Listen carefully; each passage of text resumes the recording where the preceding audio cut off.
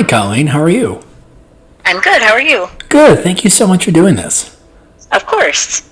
So I'll just get right down to it. How have you been? Is this your first pandemic? It is my first pandemic. I'm new to the pandemic scene. I wish I was not. I wish this was not happening, but I'm doing okay. I'm quarantined at home in Indiana with my husband and my 4.5-year-old and 3-year-old sons all together. Okay, so that's probably the ultimate test right there. Mm-hmm. Okay. Yeah. I love my children, but they're just always here, you know? So what you're saying is I can't wait to have kids during the pandemic is what you're saying. Yeah, I would say that there was a case about 5 years ago, I think, when we had the polar vortex, and we were all at home for like 4 days, and it was crazy, and it was freezing out, and nobody could go anywhere. And I remember doing a puzzle with my husband and going, "Oh my gosh, can you imagine if we had kids during this 3 or 4 days? That would be nuts. Those people, I feel so bad for them." Yeah, karma caught up with me. For sure. Well, karma has many forms and has many pros and cons. Yes. Yeah. So you also teach. What do you teach and for what grade? I teach high school English, so I teach mostly juniors and seniors, and I also am the drama director at the high school where I work, and so kind of pull double duty there. And yeah, so I'm now an at-home pandemic remote teacher. And if you had to describe this transition into e-learning, how would you describe it? Well, it's difficult. It's difficult mostly because I think my most favorite part of teaching and the most rewarding part of teaching is the relationships and the interaction that I have with my students. Mm-hmm. I work with young adults, so hearing their stories and seeing their faces, whether they're bored or interested, and just kind of keeping up with them that's the fun part. The paperwork and the grading and the that kind of stuff is part of the job, but it's not the good part, right? It's not the rewarding part. And so I kind of felt sorry for myself for the first couple of weeks of, well, the good part got taken away. I mean, they're still there, but you just don't have the interaction quite like you did before. And so, but then I got into a groove. From the teaching side, it's okay. I've done e-learning plans before. I'm pretty tech savvy, and I'm used to I'm pretty organized and methodical, so I kind of get my lesson plans as clearly, I think very clearly across. No matter how clearly I think they're put across, there's still questions, which is fine and to be expected. But yeah, it's hard to keep kids engaged when they don't see you every day. At least when they see you every day, they know, oh, I was supposed to do that assignment for my teacher, and I'm going to have to see her, and she's going to know I didn't do it. And now there's not really that, reason for some of those that have lack of motivation. Yeah. And working with seniors is just sad right now, to be honest. I just feel horrible for them. And of course, it's not their fault or our fault, and there's nothing that can be done, but man, it's a lot to miss out on. Yeah, and it's like also probably the worst time for senioritis to be kicking in right now. Oh, yeah. There's a lot of all the reason why they do the work and why they do the slog through the senioritis is to get to their things like prom and graduation, and so it feels for them like the good parts aren't there, and they still have to do the parts that are frustrating, which I do get a little bit. Yeah. And so going to the beginning of this pandemic, maybe even before this shutdown happened, how do you address you're telling students saying, we're not going to be back, not for the foreseeable future? Yeah, so it was hard because, we all knew kind of on a very quick and rolling basis that this was happening. So our last day with the students at school was Friday, March 13th, which is kind of funny now that I look back at it. Friday the 13th. But it was the day before that we knew that, I believe it was the day before that our governor made the announcement that we were going to be hunkering down, as we say in Indiana. We don't have a stay-at-home order, we have a hunker down order, which is fine, as long as everybody's staying home. Yeah. And we had that order, and very shortly thereafter, we knew that all the superintendents were going to be meeting with state leadership that next morning. And so when everybody came in, when the students came in, I knew what was coming or what should be coming. They had heard inklings, and there was definitely, rumblings around the school of what's going to happen. And I had classes prepared, and I kind of shifted some of what I was going to do. Actually, I decided to do a podcast with most of my classes that day instead of kind of a more intensive text-based traditional lesson, because I just knew they needed a bit of a distraction and something a little lighter. Yeah.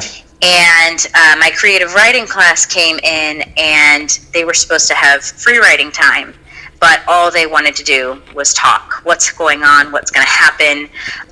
What do we do with this? The first question that came out was, Mrs. Peluso, we're going to lunch, and there's 700 people at lunch. And I said, I know. And they said, we're not supposed to be gathering in groups of more than 50. And I said, I know. And I think that's when they realized, there's really no way for us to be at school, is there? And so we didn't have an answer as to what was happening yet. We got it 2 hours later. But that entire class period was just question after question. And it's hard because I try to be really honest with my students, and I try to answer what I can, but I also try to be really honest when I don't have those answers. And there are a lot of answers we all still don't have. Yeah. And so there was a lot of me saying, I'm not sure about that. I'm not sure about that. I would hope not. I'm not sure. And they had questions about what happens if they catch the coronavirus, and what happens if should they not be visiting their grandparents right now, and a lot of things that are obviously the topic of conversation now and have been for weeks about what we should and shouldn't be doing. I was just really clear with them that I'm not an expert, and I will tell them what I've been reading, and what I know and what I don't. So my concern was that was going to make them scared and feel worse. And they said, no, this makes us feel better. They said, nobody will talk to us about it. They're 17 and 18. They know what's going on, but people are scared to talk about it. And I understand that as well. So yeah, it's doing what you think you can do for your students in the moment. And I like that. For me, if I was, I don't know, and I'm curious to see how you spoke to them as. Were you talking to them as students, or now probably as young adults? Because everything is off the rails at this point. Honestly, everything that I do with them is young adults. Cool. Students, no matter their age, they have a very high detection for when you're not being straight with them, and it doesn't really even matter the age, but they can tell fake very quickly. Yeah. And what I've come to learn is, like I said before, the developing of those relationships with them is about, here's who I am as a person, who are you as a person, and let's have that conversation. Now, don't get me wrong, I'm not friends with my students. I am their teacher, they are my students, but I do treat them as adults. They sometimes don't make the best adult decisions, but I know a lot of adults that don't make the best adult decisions either. So the way I see my job is that I am getting them prepared to go out into the world as young adults. So they need to be treated that way. They leave my classroom, and most of them go elsewhere outside of our high school building. They go to the armed forces, they go to college, they go to trade school, they go to community college, wherever it is that they go, but it's not as regulated as a high school environment. So part of my job is to let them know that this is what they're responsible for, and as such, I will be respectful of them as young adult people. Yeah, for sure. And I like that. And, when I had my last class, March 12th, not even the 13th, it felt like the cap is off. We're talking now as adults. We're not talking as professor to student. And as the worrier of the group, I was near the exit, washing my hands whenever my professor was talking about, we're not going to be back. We're not going to be back for a while. And I wish you all the best. And I think what really got to me is when you said about the students saying there's 700 people. And that really just got to me of, wow, they understand that this is real. They do. And it took, I don't know about you, but like when I first heard about this virus, I don't know if I took it seriously just because any other adults that I knew weren't taking it seriously. So I thought, well, if they're not taking it seriously, then I shouldn't either.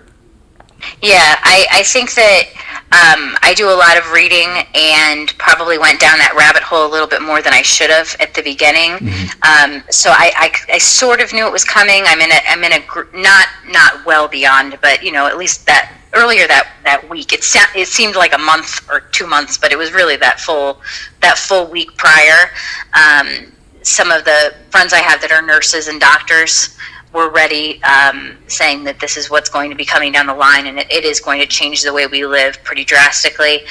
Even my students, a lot of my students in that class that I was mentioning that we talked about, were doing like a trade school. I'm trying to think of the word. Like a practicum where they went and worked in hospitals. So they were doing nursing type training as high school students, and then they had to do some hours in the hospital. And they were telling me, they were like, the hospital is ready. The hospital tells us all the time we don't have the PPE we need. Like they knew all about that already. And so I had my 17-year-old saying, what do we do if we don't have enough masks?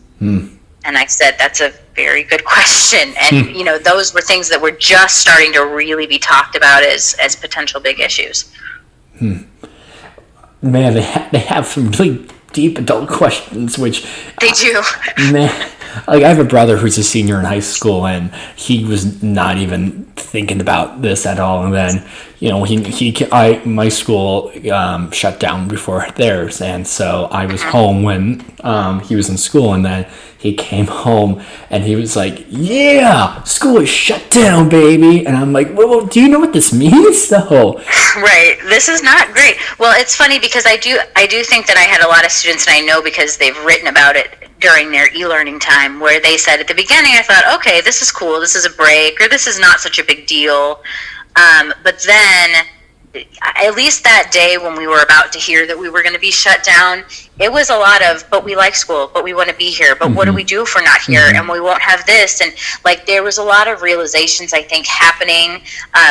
And what they told me was, yes, they don't like being at school. Yes, they like when they're out for spring break and summer, but not for this, not like this. And so they said they said the biggest thing is that, yeah, it's cool to be, a little less stressed because you're at home, but this is not right. We didn't know it was coming, and we didn't have the time to say goodbye. And it, when it's summer, you're gearing up for the school year to be over and for it to be summer. And this was just like done. It's over. And a lot of them said, we knew right away we were closed down for a month when we heard our first announcement. And they said, but clean out your lockers just in case. And everyone was like, clean out your lockers just in case. And I was like, if I were you, I would take everything home. And so they did. We're locked out of the building. I'm not even allowed in the building now because they're doing such deep cleaning of it. And I'm assuming that's done by this point. But yeah, so it was a lot of things that were crazy happening quickly. I think for the high school students, when the NCAA suspended March Madness, that's when, in the NBA shut down, that's when I think a lot of people, but especially the students, they get that. They know what that means, and they're like, wow, this is a big deal. And then the next day, Disney World shuts down. And then they're like, Disney World shuts down, but I'm supposed to go there in 2 weeks for spring break. And I was like, I'm not going to be the one to tell you this, but no, you're not. Nope. So the big things happening, I think, kind of brought the seriousness of it to their level, for sure. Yeah, and I like what you said. It's not we want to miss school. It's now we have to miss school. This is not our own terms anymore. This is because we have to now. Which is I think very new to them. And then this whole transition, how are they holding up? Do you reach out to them a lot more? Do you check in with them every so often? I do. They're okay. I ask them each week to fill out a quick Google survey that tells me, how you're doing, how much time did you spend on my work this week, do you feel like you learned what you're supposed to learn, and what else do I need to know? And sometimes the what else do I need to know is I'm so bored. Sometimes it's I never thought I'd say I miss school, but I miss school. And sometimes it's, there's not a lot of food in my house, which is really stressful.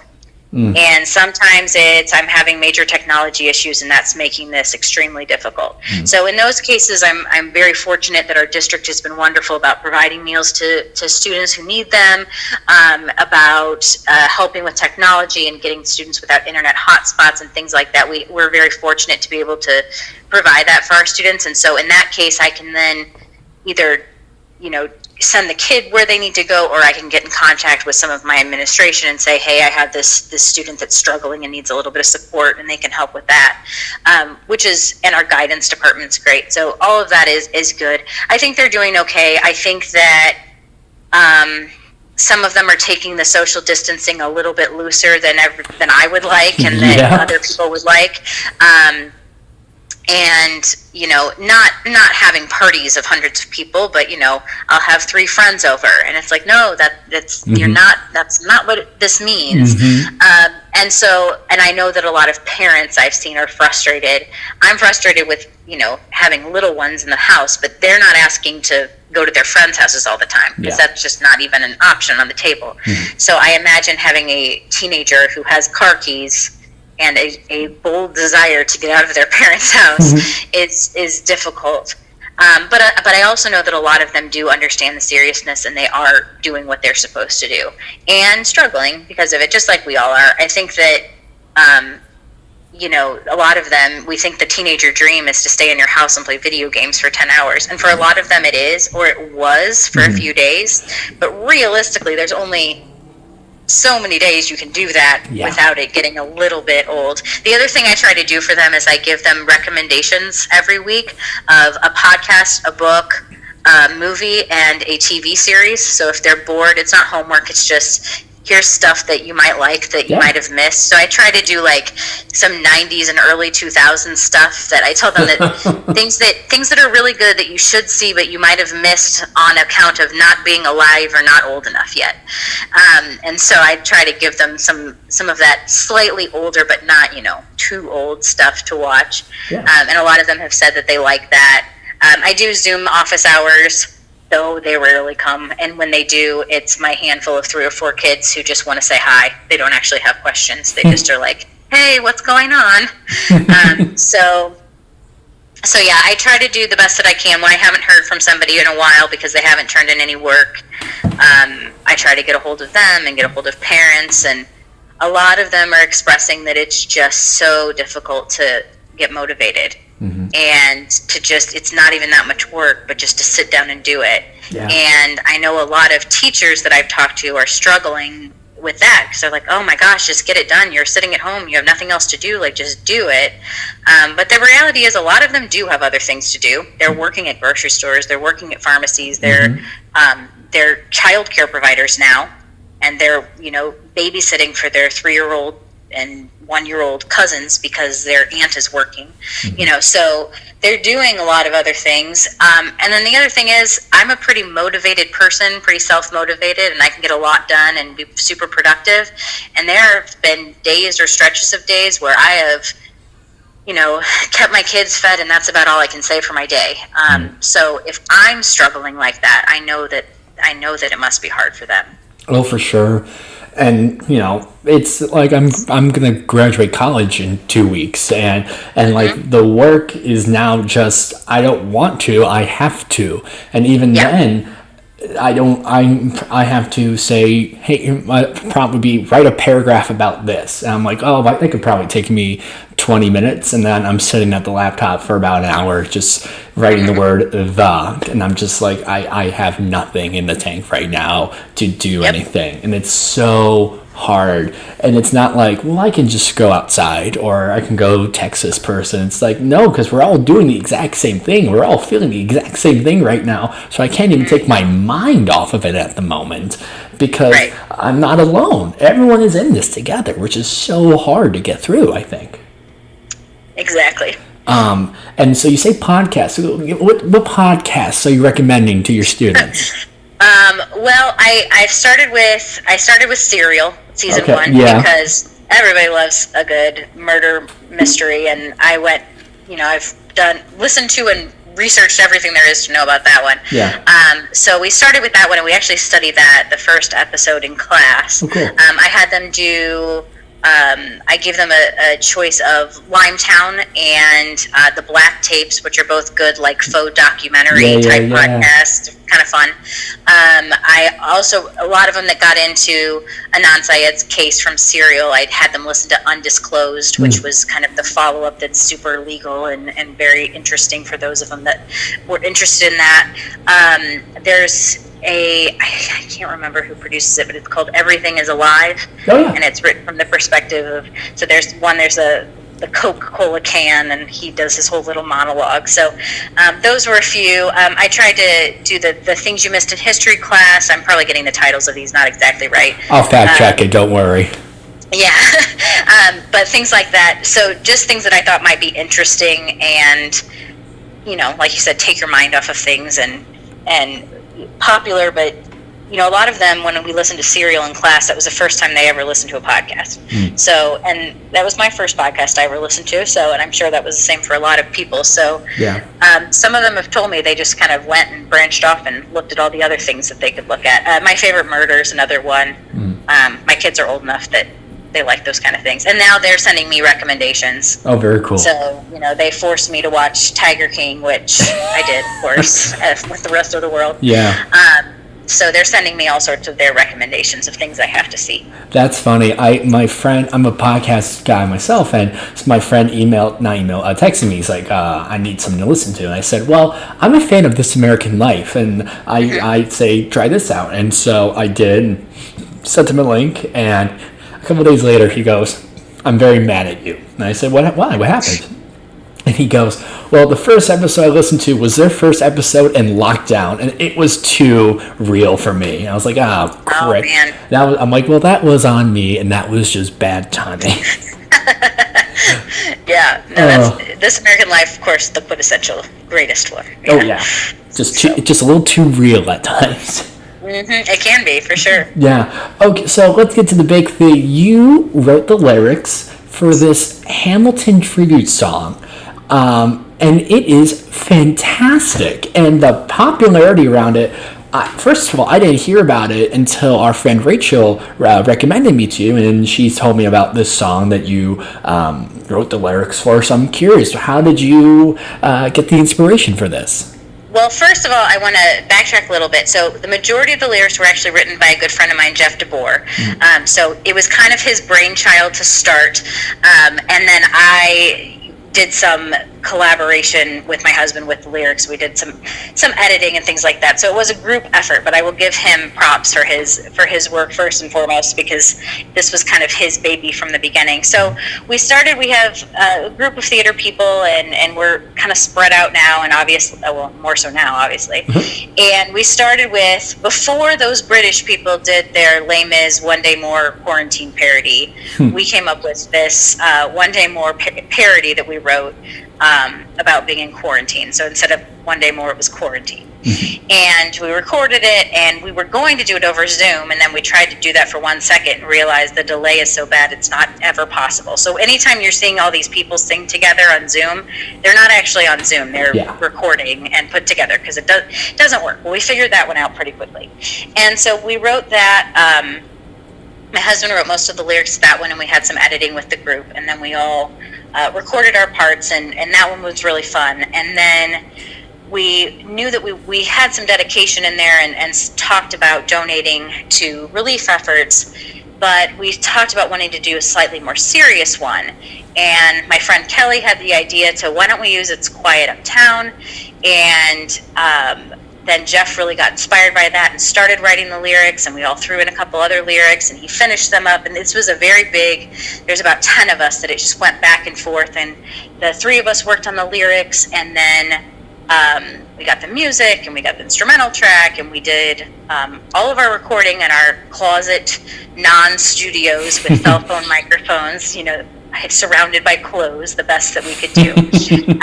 And Jeff did all of our editing and mixing and pulled the images and all of the social media posts from doctors and nurses and things like that. And so it kind of took off a little bit more than we expected, but we were happy because the point of it was to get people aware, first of all, of how important it is to stay home to help our healthcare workers.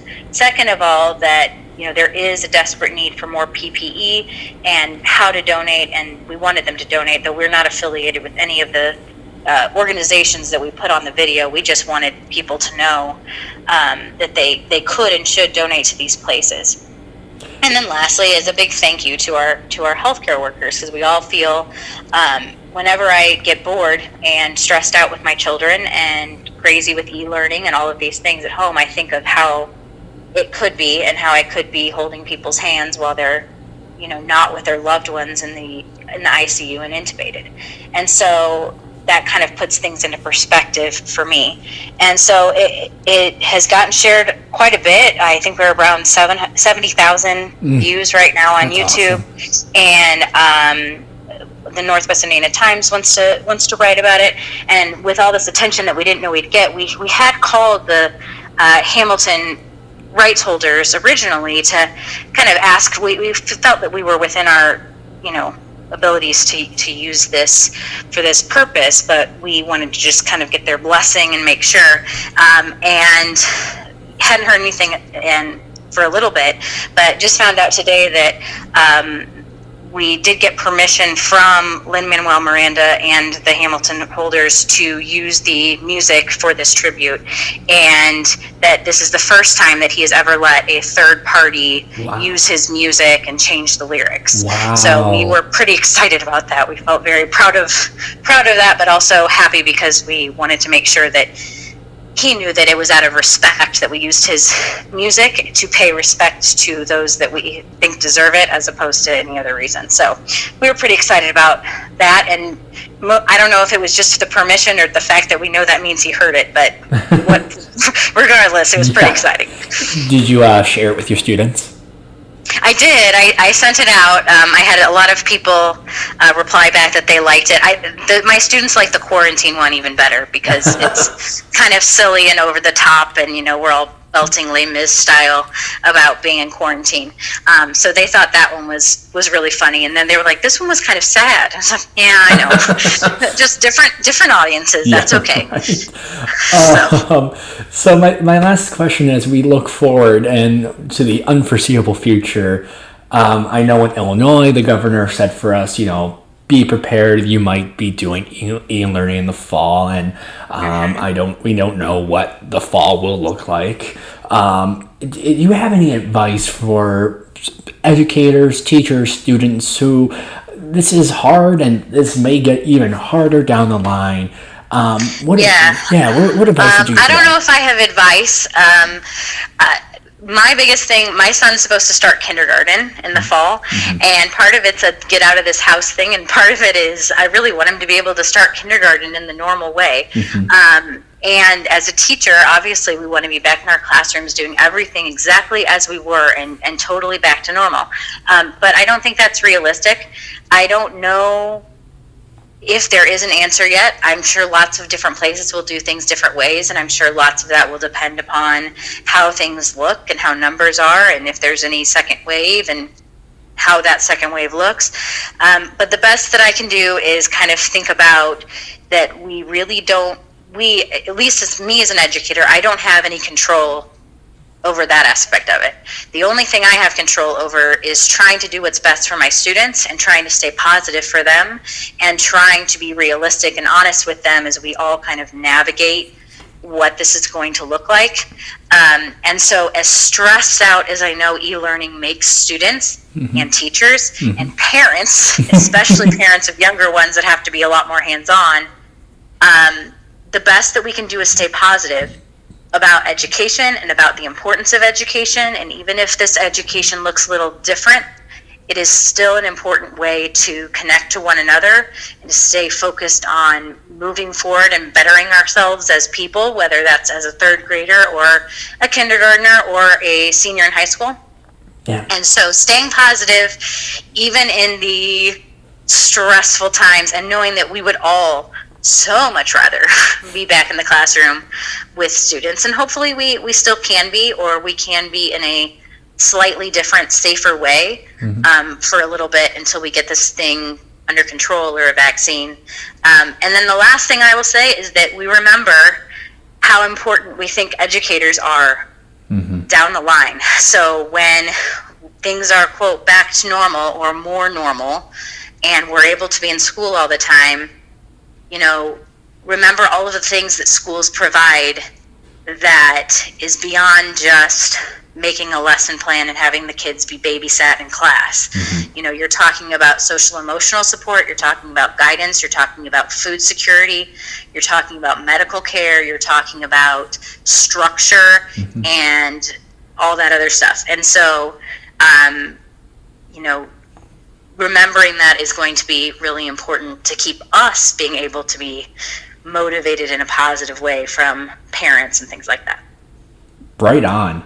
Colleen, I can't imagine another high school English teacher / co-drama teacher / Hamilton co-lyricist to talk to right now during a pandemic. So thank you for taking some time and coming on the show. I really do appreciate it. Hey everyone, thanks again for listening to this episode of You Have a Minute, a daily isolated podcast. My thanks to Colleen Peluso for coming on the show. A great person to talk to and learn about education, and I think they had a really strong message about teachers and how we should also be supporting them and thanking them for all that they do, because this is not easy.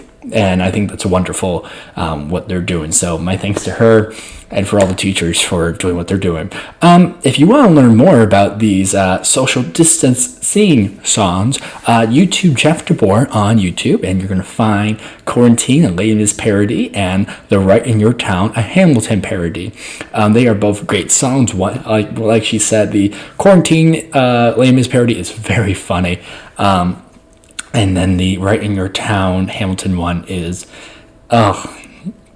it's a hard one to listen to, but it's because it's very, very real and sad.